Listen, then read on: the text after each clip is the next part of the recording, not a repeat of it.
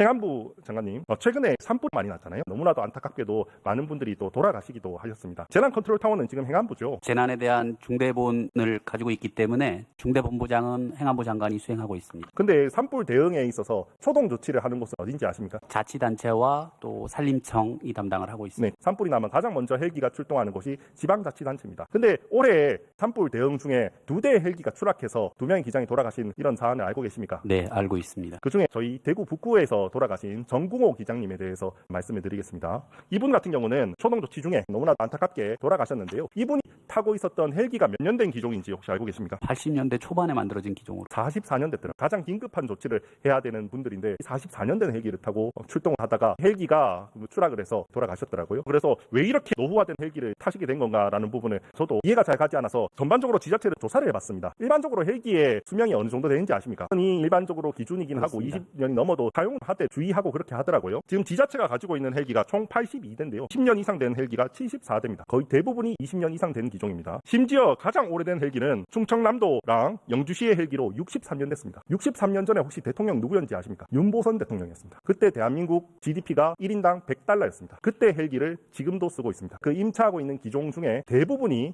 평균으로 한 45년 정도 됐고요. 오래된 건 60년이 넘은 헬기들도 있습니다. 헬기 비용에 있어서 혹시 중앙정부의 예산이 얼마나 되는지 아십니까? 중앙정부가 보조금으로 주는 것은 없는 것으로 알고 있고요. 다만 저희가 소방안전교부세를 통해서 일부 지원을 해주고 있는 것을 알고 있습니다. 소방안전교부세만 있지 헬기 비용은 없더라고요. 그리고 헬기 연수에 대한 정확한 규정이라든지 제재라든지 규제도 없는 걸로 보입니다. 그러니까 지방자치단체는 어떤 일이 발생하냐면요. 지자체장 입장에서는 굳이 내 임기 4년 동안 이거를 교체하거나 여기에 돈을 많이 쓸 요인이 사실 없는 겁니다. 왜냐하면 당장 성과로 보이지 않는 비용이거든요. 그렇기 때문에 가장 중요한 헬기에 돈을 쓰지 않고 이런 일이 지금 일어나고 있는 겁니다. 저는 이번에 돌아가신 우리 정궁호 기장님에 대해서는 우리 사회가 그리고 정부가 책임감을 느껴야 되는 사안이라고 생각을 합니다. 이런 구조에 대해서 규정을 만들 수 있다고 생각해요. 적옷 헬기와 같은 아주 중요한 장비들은 그냥 국가에서 통합해서 관리를 한다든지 아니면 정확한 규정을 만들어서 일정량 이상 노후 기종은 쓰지 못하게 한다든지 또는 보조금을 지원을 한다든지 어떻게 방법을 마련할 수 있지 않을까요? 지금 말씀하신 대로 자치단체 임차 헬기에 대해서 저희가 검토를 해보겠습니다.